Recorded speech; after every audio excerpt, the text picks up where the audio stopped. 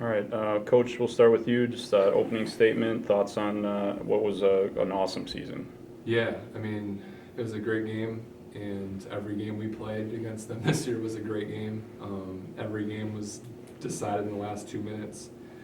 We played 3 here and 1 at home, and that's how it played out, and that's, I think, what good and great teams do. They win home games, and we had an unbelievable year. We went through a lot of stuff to be here. I'm sad because we don't get to do it again, but I thought we played great tonight. I thought they played great, and it sucks someone's got to lose. It would have been nice to be separated so conference teams could play each other a little bit later. But this is pretty late. There's not a lot of rounds left, so I'm just super proud.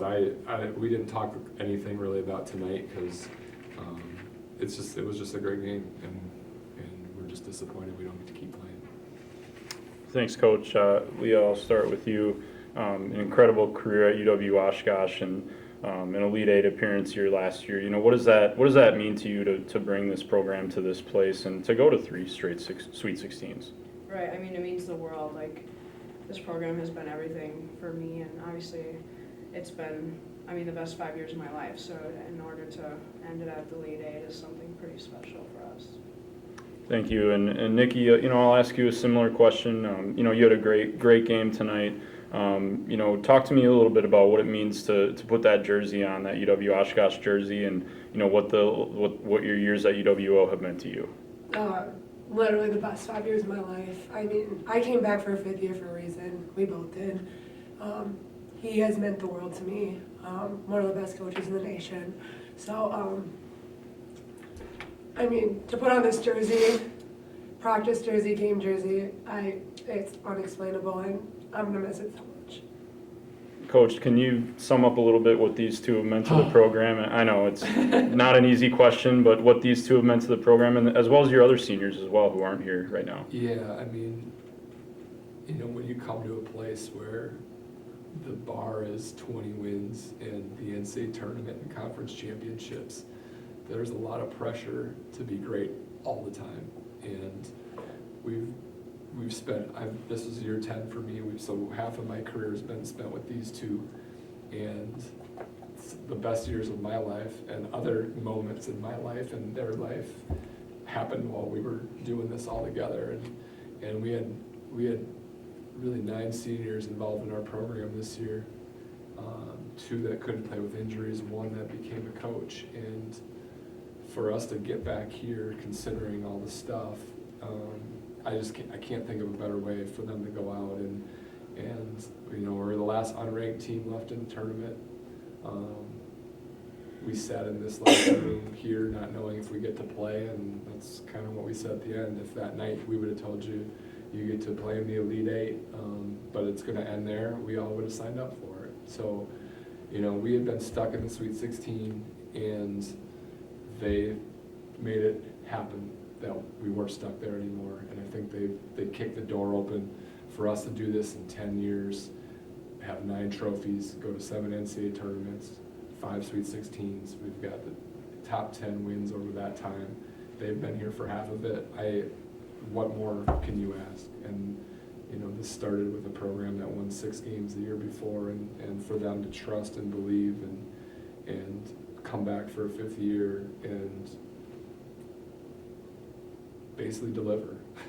They just straight up delivered, and that is so hard to do. It is so hard to do at the national level, and these guys did it, and they're both All-Americans, and I couldn't love them more, and our seniors, and really our whole team. I'm just so proud of you. And I just have one question for each of you.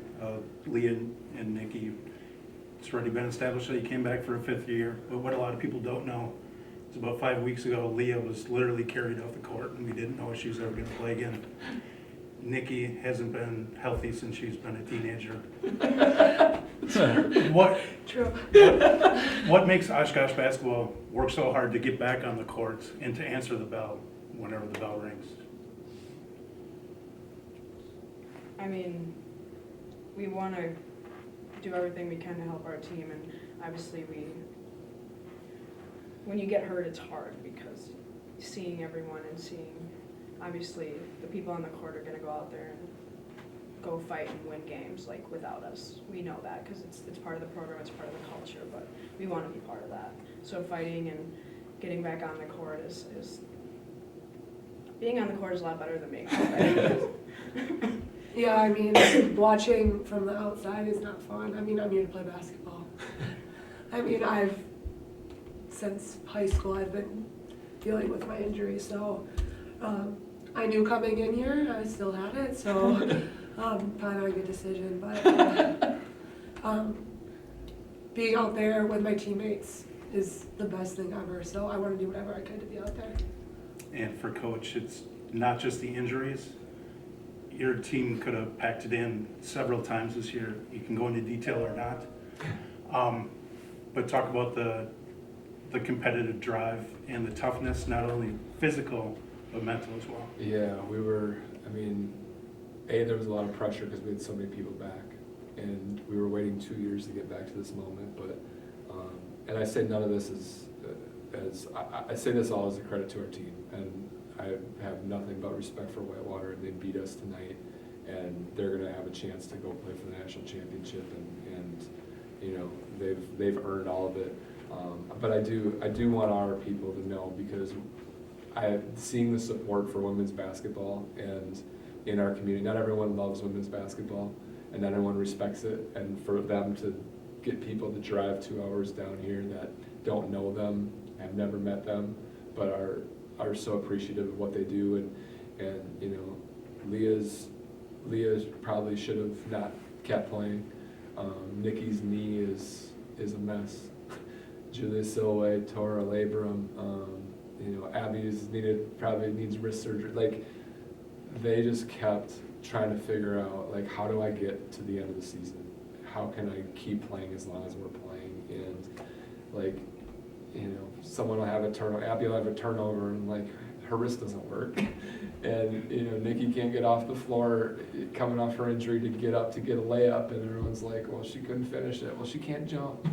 And I'm so proud of these guys because they individually could have set it down. We lost. We were 3rd or 4th place, and we're sitting in the Elite Eight. And I just want our people back home to know that for Oshkosh women's basketball, for the university, these guys literally gave everything that they had. And they're not going to walk the same when they're older. Kendall Schrumick played 30 minutes in her career over 4 years for us, had probably 7 knee surgeries. Brooke Freitag broke her ankle before we played Whitewater the second last game. Katie Ludwig was out 2 years with a broken ankle. The last time she played here, she had 17 points in a conference tournament game as a sophomore, never got to play a meaningful minute again. Like, that is who these people are, and I don't want anyone to miss that back home, because all of them could have checked out and said, that's it, and I'm going to move on with my life. And they all stayed and sat and helped and pushed us and celebrated and cried and did all the things. And their coach is so far from perfect, and they let me just be who I am and let me be crazy sometimes. And then they let me make mistakes, and they have my back. And I could not love these guys more, and I'm so proud of them. And I'm just sad we don't get to do it anymore. And I freaking love them, and I need those people to know that, because they gave everything they had for this, and I'm so proud to be sitting here. All right, thank you. Thank you.